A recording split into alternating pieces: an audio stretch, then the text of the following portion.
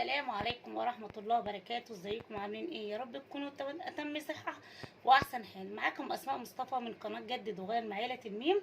وان شاء الله النهاردة هنعمل معاكم، على فكرة انت خضتني، وان شاء الله هنبدأ معاكم النهاردة نعمل الملاية اللي هي قلنا عليها 11 قطعة، وقصيتها معاكم خطوة خطوة. والفكرة من الملاية دي ان انا عايزة ان صاحبة الاوردر ده تبدأ تشكل وتنوع بكل الاشكال اللي ايه عندها عند البنوتة بتاعتها في غرفة الاطفال. تمام. فدلوقتي ان شاء الله هنبدأ دلوقتي نعمل معاكم الثلاث ملايات، وان شاء الله الفيديو الجاي هنقفل الخداديات والمخدات مع بعض باذن الله.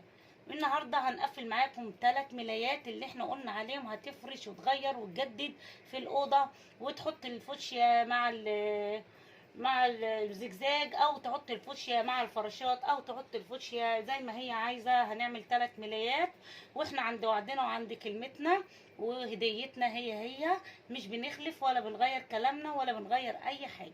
تمام. الاوردر ده ان شاء الله انا عاملاه للبنوته وحاطه لها كمان هديه من عندي. تمام. هنبدأ بقى نبدأ بالفيديو بتاعنا ونبدأ نقفل ال3 ملايات مع بعض. هنعمل ملايتين عادي خالص فلات بنقفلهم عادي، والملاية في ملاية هنحطها كمفرش، هو المفرش ده اللي هنجدد ونغير فيه، ان هو ايه هيتحط على الملاية على طول. وزي ما قلت لكم السرير 140 هنحط له طبعا شريط الستان كده عشان ما نتوهش مع بعض.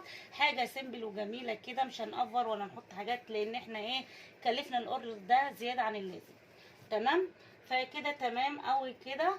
فاحنا هنحط شريط الستان وهنلف بيه الملايه بتاعتي من اللي هو اللي هتبقى بس من فوق، وهنبدأ كله نشكل ونجدد وننوع فيه. طبعا دي اللي هتبقى الملايه من تحت اللي هي الثابته، عشان خاطر الفوشيا برضه هوريهولكم نفس الشكل في الورده السوداء. فانا فكرت وقلت ايه، قلت يا جماعه لو انا مثلا عملت دي المفرش من فوق، طب انا لما اجي احط دي عشان الاسود ده يليق مع الاسود اللي هنا، فانا هخلي ايه الملايه الزجزاج دي هي اللي ثابته، ودول اللي هيبقوا المفارش من فوق. هنشوف كده مع بعض احنا هنعمل ايه، ونسمي الله ونصلي على الرسول عليه افضل الصلاه والسلام، ونشوف ايه ملايتنا دي هتبقى شكلها عامل ازاي. طبعا دي قلنا اللي هتبقى من تحت، فاحنا ايه هنشيل دي وهنقفل الملايه دي الاول، وبعد كده هنخش على اللي بعديها ونعملها زجزاج. دي هنعملها الرئيسيه من تحت، يعني مش هنحط الستان، هتبقى ثابته هي والايه والفوشيا. وزي ما قلنا عايزه تجدد عايزه تغير دي براحتها، هي كل واحد وذوقه. تمام. هبدا دلوقتي اجيب الملايه بتاعتي اللي انا قستها 240 دي عشان السرير 140، فانا بحبحاها او مخلياها كما يجب. يعني لو السرير 150 ماشي تمام معاه، لو 140 ماشي، لو 130 ماشي. يعني احنا ايه عاملين من 130 لا من 140 لحد 150 و55 كمان لو سريرك اكبر. خلاص هنبدا نتني سنتي في سنتي. ونسيت اقول لكم ان انا اسفه على التاخير، اسفه بجد، لان انا كان عندي مشاكل صحيه شويه، وكنت حتى القانون في ايدي لان الضغط عالي عندي، فمرضيش يعني ايه عندنا في المستشفى هنا مرضوش يعملوا اي حاجه الا لما يستخدموا القانونر ده، و سبب تأخير يعني، ويبدأوا ينزلوا يعني ايه يحطوا في المحلول حاجة معينة هم بيحطوها، انا معرفهاش بصراحة، وعشان الضغط بتاعي ينزل. وفعلا الحمد لله وانا قدامكم اهو حياة ارزق. تمام كده. فهنبدأ دلوقتي نقول بسم الله. وبرده تاخدي بالك من نفسك لان الضغط ده بيعلى مره واحده والخطوره بتبقى جامده قوي. يعني انا الحمد لله لحقت نفسي، ولو ما جاتنيش ان انا رحت استقبال كان ايه زماني دلوقتي مش معاكم بصراحه، لان كنت ايه كانت هتيجي جلطه والكلام ده. فالحمد لله عشان الواحد ما بيعملش في حد حاجه وحشه، ربنا بيوقف له برده اي حد يديله الحاجه اللي هي ايه تنجده او تلحقه زي ما بنقول.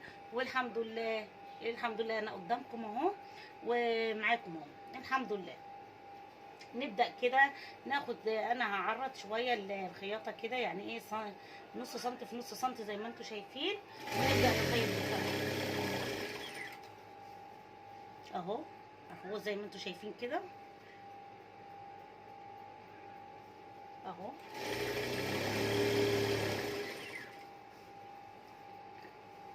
هعمل الملايه بتاعتي اهو. طبعا البورصل نضيف خالص خالص زي ما انتم شايفين، عشان ده قطن العمريه. اي نعم هو بيبقى خفيف شويه، بس هو قطن يعني مش اي قماش.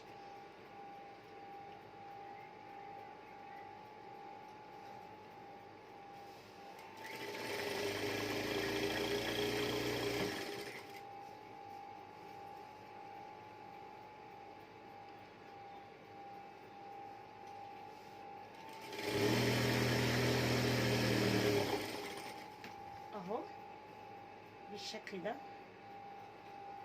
وابدا اتنيها كده على طول.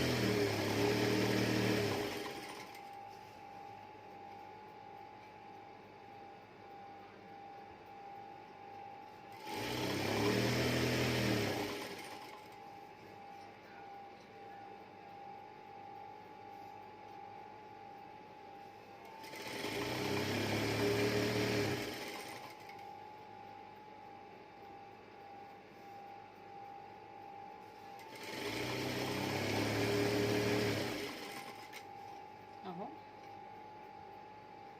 بس كده هبدا نمشي كده على طول. وادي الخياطه اهي معانا جميله جدا اهي.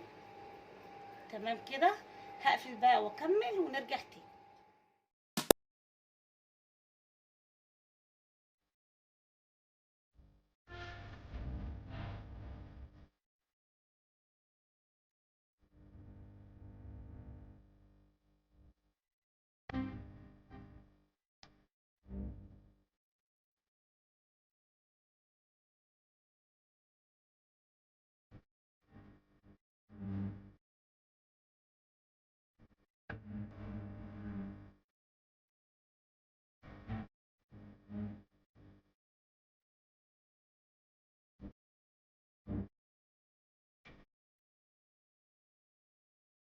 الاربع جهات كده خيطناها بالطريقه دي. ودي هتكون الملايه اللي ثابته على السرير. خلاص كده خلصناها. ونبدا نجيب الملايه دي ونشوف هنعمل معاها ايه. دي اللي هتبقى مفرش على السرير، لان احنا قلنا ملايتنا دي ملايتين مفرش. يعني ايه الثلاث قطع دي بقى زي ما احنا قلنا هنشكل فيهم زي ما احنا عايزين. اهي معايا اهي قماش قطن اهو اهو. تمام، هبدأ برضو اطنيها كده اهو، سنتي نص سنتي في نص سنتي اهو. وابدأ اخيط نفس اللي انا عملته في الملاية الاولانية هعمله هنا، بس دي هنبدأ نزود عليها شوية حاجات.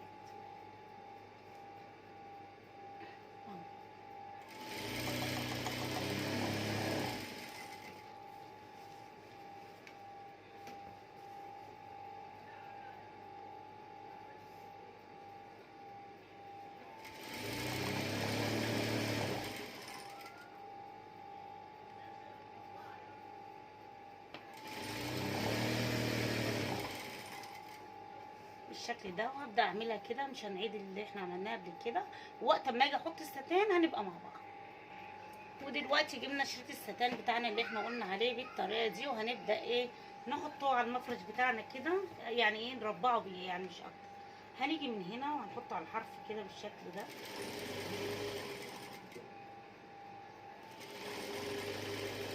خلي ابرتنا تمشي على الحرف بالظبط زي ما انتم شايفين كده. وهنكمل زي ما انتم شايفين كده. طبعا انا عملت دي كده، وهبدا اكمل معاكم الناحيه التانيه كده عشان اوريكم برضو احنا عملنا ايه.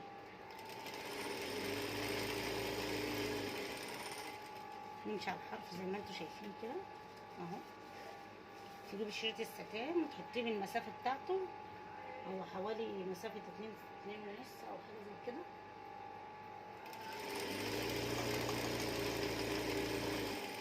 اهو شايفين الشكل. ودي برضه هوريكم انا عملتها ازاي. اهي البوزه دي هوريكم انا عملتها ازاي.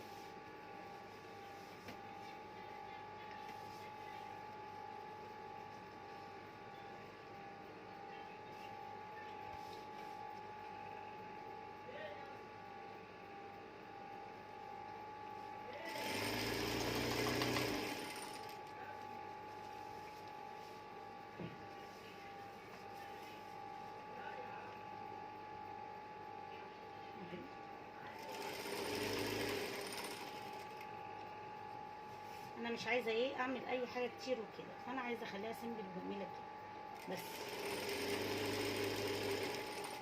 اهو. شايفين قشرة الستان جميل وبيدي لمعه جميله اول ما بتفرشيه برضه.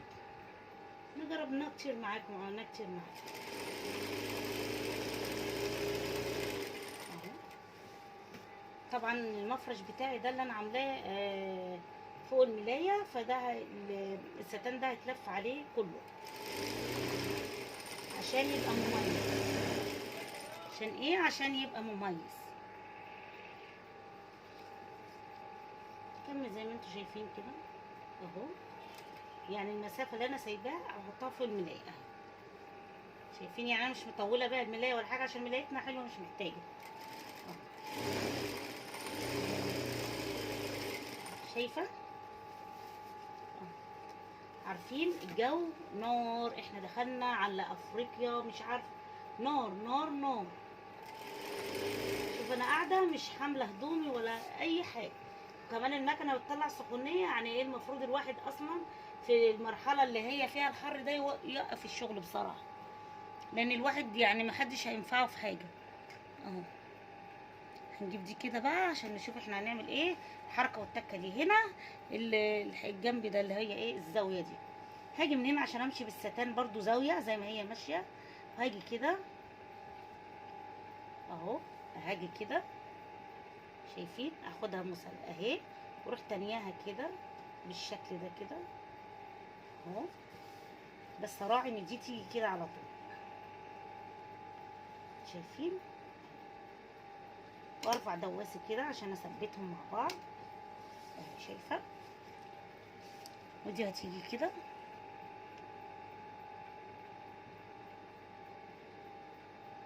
وامشي بمكانتي كده وارجع كده. اجي على اعمل البوز برضو هو او الزاويه اللي جايه كده، وارجع تاني بمكانتي كده كده كده بس، وهمشي كده. شايفين بقى الطريقه بسيطه وسهله اهي. شايفين؟ هوريها لكم اما اعدي شويه من هنا.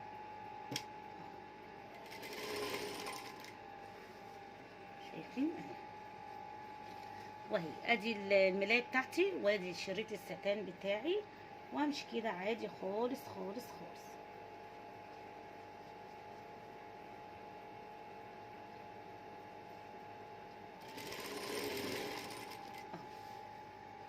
هعدي حته كمان واوريها لكم. انا كنت ماشيه معاكم ده كله عشان اوريكم الزاويه دي. خلاص كده اهي. شايفه عامله ازاي؟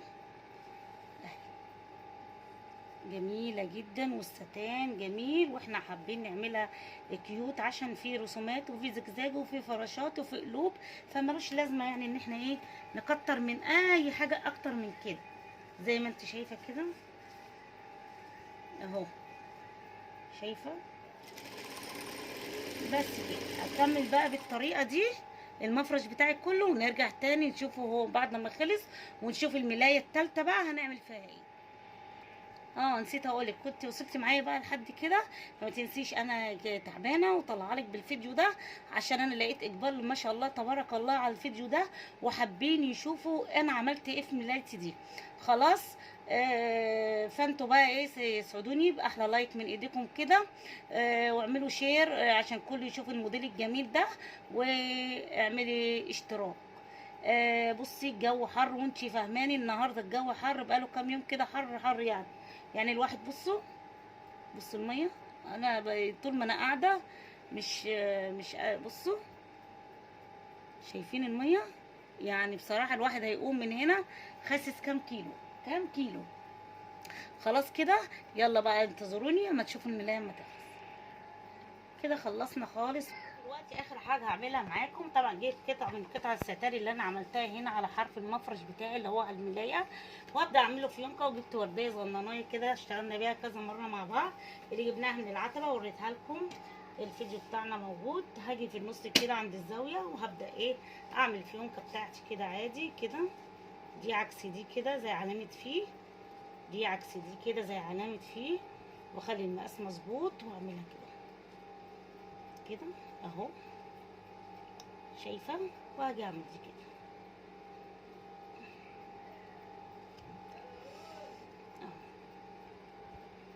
واشد دي كده واجي في النص كده، وهجيب الورده بتاعتي واحطها هنا. ودي اخر حاجه اعملها على الحرف بتاعتي، تبقى بالشكل ده. تمام. هاجي هنا وابدا اثبتها بالشكل ده كده،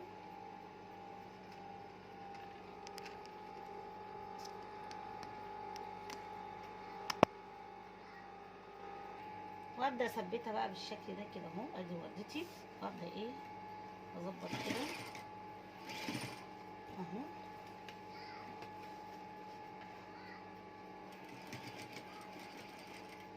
اهو اطلع من هنا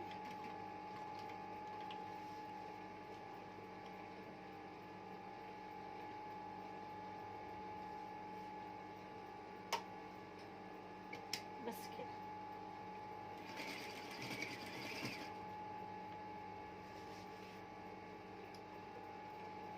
واثبتها بالشكل ده.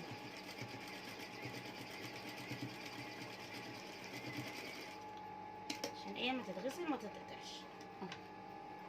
ثبتناها تثبيته حلوه قوي اهي. هنشيل الحاجات دي كده.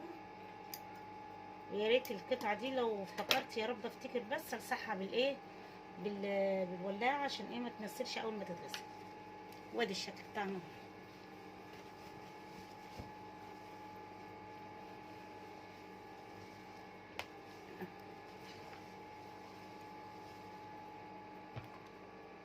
ايه رايكم؟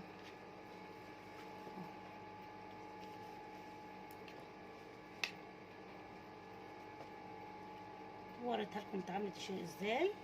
وهنشيل شويه الايه الحاجات دول عشان ايه ما تنفعش تقطعي كده، عشان الستان ده برضو معاملته خاصه. اي حاجه فيها ستان شيفون بيبقى ليهم معامله خاصه، مش زي القماش الحاجه دي. لكن القطن جميل جدا في استعماله، وسهل وبسيط في ايه في عمله.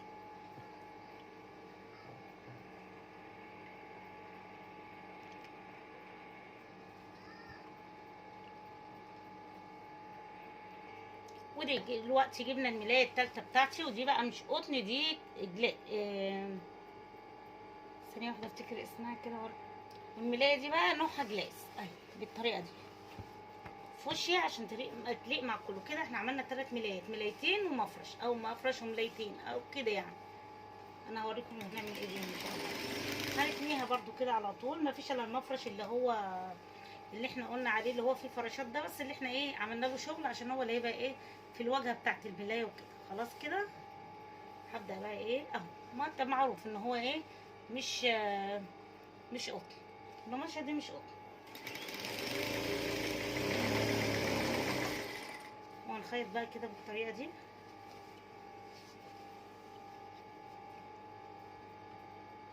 بصوا ده العيب بقى اللي في القماش ده. انا كنت بقى في القطن ما فيش حاجه زي كده بعملها ولا اي حاجه. القماشه القطن اهي شوف جميله. كناش بنعمل كده ولا نشيل الشراشيب دي ولا اي حاجه. هي طبعا بالطريقه دي. ودي بقى اخر ملايه معانا كده. عملنا 3 ملايات. محدش بيعمل ابدا، كله بيعمل ملايتين. لكن احنا مع تجديدنا وتغييرنا على اسم قناتنا، فاحنا رحنا عملنا ايه 3 ملايات. 3 ملايات بالشكل ده.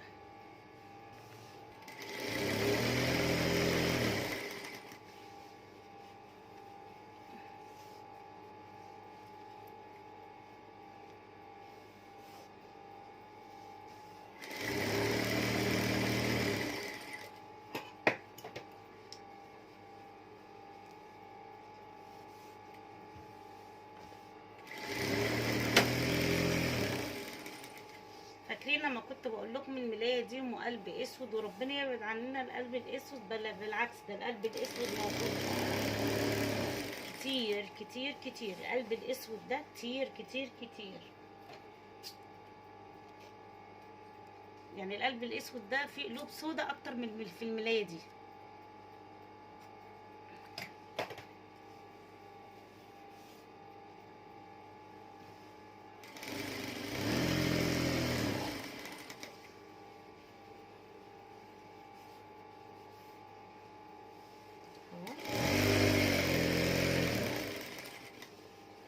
ودي كانت اخر ملايه معانا في الاوردر اللي عدى ده. خلاص كده في اللي هو ابو مفارش، خلاص كده خلصناه. بسم الله ما شاء الله تبارك الله. دي اخر ملايه بقى معانا، بس المخدات والخداديات وخلاص على كده. وكده عداني العيب وازح بس.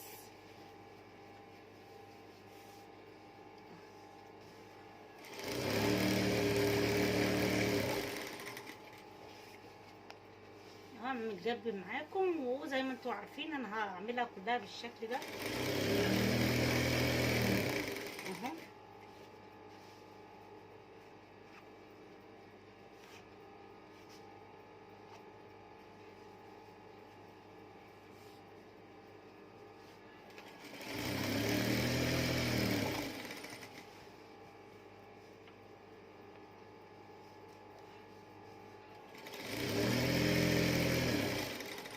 قبل ما بوصل للاخر كده اروح تانية في تانية زي ما انتوا شايفين كده اهو، وامشي بالراحه واسيب الدواس نازل كده، والف ملايتي بالطريقه دي، واجي من هنا اعمل نفس الشكل كده. شايفين اهي. خلاص كده خلاص كده. يلا بقى نشوف ملايتنا كده على بعضيها، وكده يبقى خلصنا الثلاث قطع من الملايات بتاعتنا. ويلا بينا بقى ننتظر نشوف شكلها.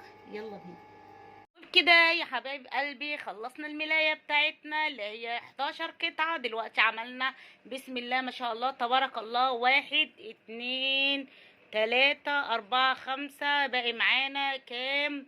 باقي معانا ايه؟ باقي معانا 4 مخدات، 4 مخدات وخداديتين و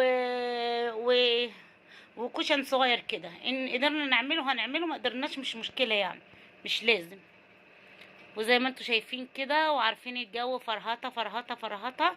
ما تبخلوش عليا باللايك يا حبايب قلبي، ما تبخلوش عليا باللايك فضلا وليس امرا.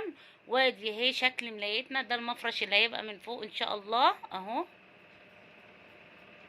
ليه انا عملت اللي فيه ورد من فوق، وليه عملت اللي فيه زجزاج زي ما انا قلت في الشرح بتاعي؟ ان دي عشان فيها اسود هي ايه هتليق مع القلب وكده، لو حبينا نحط الاتنين فوق بعض او حاجه زي كده. وبكده يبقى خلصنا معاكم الملايه اللي هي 11 قطعه. خلصنا الملايات ووريكم منظر الخداديه. هنعملها معاكم باذن الله وهي على الوشين. ثانيه اوريكم الوش التاني، ثانيه واحده. ادي اهو الوش التاني زي ما انتوا شايفين، نفس شكل نفس شكل المفرش بالظبط. وزي ما انتوا شايفين كده طبعا زي ما احنا قلنا اوضه البنوته، زي ما احنا قلنا الفوشيا في الجريه. ووفقنا كده وعملنا شكل حلو للمفرش بتاعنا. شايفين الشكل دي اما تتحط وتتطبق في الفيونكتين اللي انا عملتهم معاكم. انا عملت 2 من الجنبين من نفس الجنب، واتجاه الفراشات تاخدي بالك منه برضو عشان ما يطلعش اتجاه غلط. فكده احنا بنوفق كل حاجه مع بعضيها. طبعا بنجدد ونغير، وان شاء الله انتظرونا في فيديو تقفيل كمان الخداديات والمخدات. وكان معاكم اسماء مصطفى من قناه جدد وغير مع عائله الميم. والاول مره على اليوتيوب في حد بيعمل 3 ملايات على سرير واحد. طبعا شابوه عائله ميم. والسلام عليكم ورحمه الله وبركاته.